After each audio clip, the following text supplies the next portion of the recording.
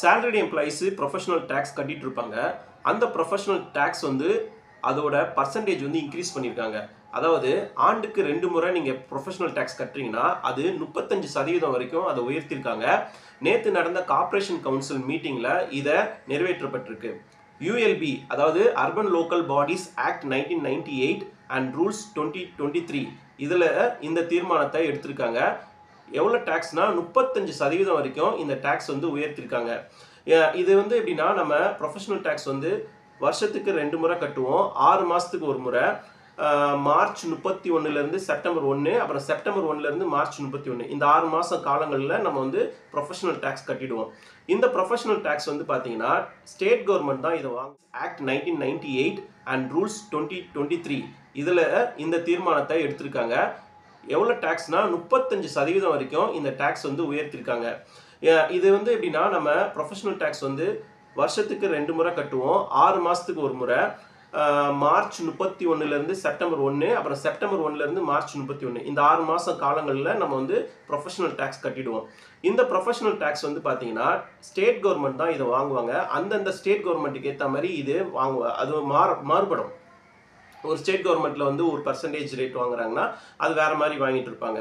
இது எப்படி வந்து அவங்க வாங்குறாங்க அப்படின்னா அவங்கவுங்க சேலரிக்கு ஏற்ற மாதிரி தான் இந்த ப்ரொஃபஷனல் டாக்ஸ் வந்து வாங்குவாங்க. ஒரு உதாரணத்துக்கு எக்ஸாம்பிள் சொல்றேன்னா 20,000 வரைக்கும் சம்பளம் வாங்குறாங்கன்னா அவங்களுக்கு டாக்ஸே கிடையாது. 20,000க்கு மேல அவங்க வந்து சம்பளம் வாங்குறாங்க அப்படின்னா அதுக்கேற்ற மாதிரி ஒரு ஸ்லாப் வச்சிருப்பாங்க. 180 ரூபாய் அப்படின்னு சொல்லிட்டு 20,000லேருந்து 30,000 வரைக்கும் ஒரு ஸ்லாபு, 31,000லேருந்து 30,001 ரூபாயிலேருந்து 45,000, 45,001 இது மாதிரி ஸ்லாப் மாறிக்கிட்டே இருக்கும். அவங்கவுங்க வாங்குற சம்பளத்துக்கு ஏற்ற மாதிரி இந்த டாக்ஸ் வந்து மாறிக்கிட்டே இருக்கும். இது 3 காரணங்கள் சொல்றாங்க. அதாவது இந்த 3 காரணங்களுக்காக தான் நாங்கள் வந்து டாக்ஸை வந்து உயர்த்திருக்கோம் அப்படின்னு சொல்றாங்க. என்னென்ன காரணம், ஏன் இதை உயர்த்திருக்காங்க, அதெல்லாம் வந்து இந்த வீடியோவில் டீட்டெயிலாக பார்க்கலாம்.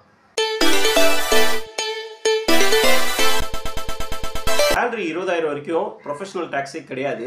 21,000லேருந்து 30,000 வரைக்கும் 180 ரூபாய், 30,001லேருந்து 45,000 வரைக்கும் 315 ரூபாய் இருந்தது, 430 ரூபாய். நான் சொல்கிற டாக்ஸ் ரேட்லாம் வந்து பார்த்தீங்கன்னா ஹாஃப் இயர்லி தான் நான் சொல்கிறேன். இது வந்து வருஷத்துக்கு கிடையாது, ஹாஃப் இயர்லி தான் நான் சொல்கிறேன். 45,001லேருந்து 60,000 வரைக்கும் 690 ரூபாய் இருந்த டாக்ஸு 930 ரூபாய் இருக்குது. 60,001லேருந்து 75,000 வரைக்கும் இருக்கிற சேலரி வாங்குறவங்க 1,025 ரூபாயிலிருந்து 1,025 ரூபா தான், சேம் தான். அதுக்கப்புறம் 75,000 ரூபாய்க்கு 75,000க்கு 1க்கு மேலே வாங்குறவங்க 1,250 ரூபாய் டாக்ஸ் கட்டணும். இவ்வளவு பர்சன்டேஜுக்கு என்ன காரணம் அப்படின்னு சொல்லி கேட்டதுக்கு என்ன சொல்றாங்கன்னா சென்னையில் இன்ஃப்ராஸ்ட்ரக்சர்ஸ் அண்டு அதர் டெவலப்மெண்ட்ஸ் வந்து நாங்களே வந்து பண்ணுறோம் இல்லையா, இதெல்லாம் வந்து இந்த ஃபண்டில் வச்சு தான் நாங்கள் பண்ண போகிறோம். இது வந்து நாங்கள் கடன் வாங்கி இந்த இன்ஃப்ராஸ்ட்ரக்சர்ஸ் நமக்கு கொடுக்கறதுக்கு பதில் இந்த மாதிரி பர்சன்டேஜ் ஏற்றுனா, ப்ரொஃபஷனல் டேக்ஸ் வந்து ஏற்றுனா அந்த ஃபண்ட்ஸை இது நாங்கள் வந்து யூட்டிலைஸ் பண்ணிப்போம் அப்படின்னு சொல்கிறாங்க. மழைநீர் கால்வாய்கள் இருக்கும் இல்லையா, அதை சீரமைக்கிறதுக்கு இந்த ஃபண்ட்ஸ் வந்து யூஸ் பண்ணிப்போம் அப்படின்னு சொல்கிறாங்க. அது மட்டும் இல்லை, ULB urban local bodies act 1998 and rules 2023ல 5 வருஷத்துக்கு ஒரு தடவை இதை நம்ம மாற்றிக்கலாம் அப்படின்ட்டு 3 காரணங்கள் சொல்கிறாங்க. 45,001லேருந்து 60,000 வரைக்கும் 930 ரூபாய், அதாவது 6 மாதத்துக்கு 930 ரூபானா வருஷத்துக்கு 1,860 ரூபாய். ஆனால் 60,001லேருந்து 75,000 வரவங்களுக்கு எந்த ஒரு சேஞ்சஸுமே அவங்க பண்ணல. அதாவது 60,000 ரூபாய்க்கு மேலே ஒருத்தவங்க சேலரி வாங்குறாங்க அப்படின்னா அவங்களுக்கு வந்து இந்த ப்ரொஃபஷனல் டாக்ஸில் ஏற்கனவே இருந்த டாக்ஸ் மட்டும்தான் அவங்க கட்டுவாங்க. எந்த ஒரு சேஞ்சஸுமே அவங்க பண்ணல. 60,000 ரூபாய் கீழே இருக்கிறவங்களுக்கு மட்டும்தான் இந்த உயர்வு வந்து அவங்க கொடுத்துருக்காங்க. அப்போ வந்து மற்றவங்களாம் கேட்குறாங்க, ஏன் வந்து சம்பளம் அதிகமாக வாங்குறவங்களுக்கு இந்த டாக்ஸில் வந்து அதிகப்படுத்தாமல் சம்பளம் குறைவாக வாங்குறவங்களுக்கு இந்த உயர்வை நீங்கள் கொடுத்துருக்கீங்க அப்படின்ட்டு நிறைய பேர் வந்து கேள்வி எழுப்பியிருக்காங்க. இந்த ஃபண்ட்ஸை வச்சு அவங்களோட இன்ஃப்ராஸ்ட்ரக்சர் டெவலப்மெண்ட் வந்து பண்ணுறது அவங்கவுங்க சேலரிக்கு ஏற்ற மாதிரி இது மாறுபடுறதுனால இது யாருமே நம்ம எக்ஸம்ஷன் பண்ண முடியாது.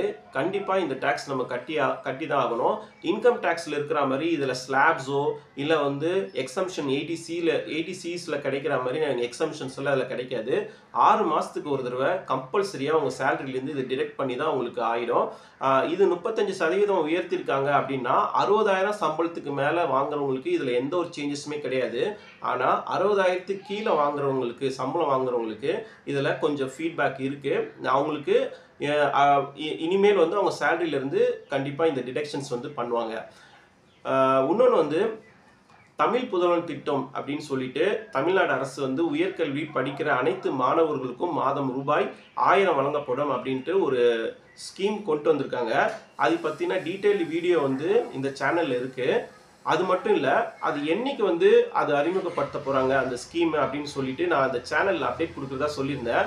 ஆகஸ்ட் 9 முதல் இந்த ஸ்கீம் வந்து வருது. தமிழக அரசு இந்த திட்டத்தை வந்து யார் யாருக்கெல்லாம் கொடுக்குறாங்க, இதில் யார் யாரெல்லாம் பயனாளியாக இருக்கலாம், ப்ரைவேட் ஸ்கூலில் படித்தா இதில் இந்த அமௌண்ட் கிடைக்குமா, அதை பற்றி டீட்டெயில்டாக இந்த ஒரு வீடியோ நான் போட்டிருக்கேன். பார்க்காதவங்க போய் அந்த வீடியோ பாருங்கள். இந்த சேனலை சப்ஸ்கிரைப் பண்ணி பாருங்கள். நிறைய பேர் சப்ஸ்கிரைப் பண்ணாமே பார்த்துட்டு இருக்கீங்க. தேங்க்ஸ் ஃபார் வாட்சிங்.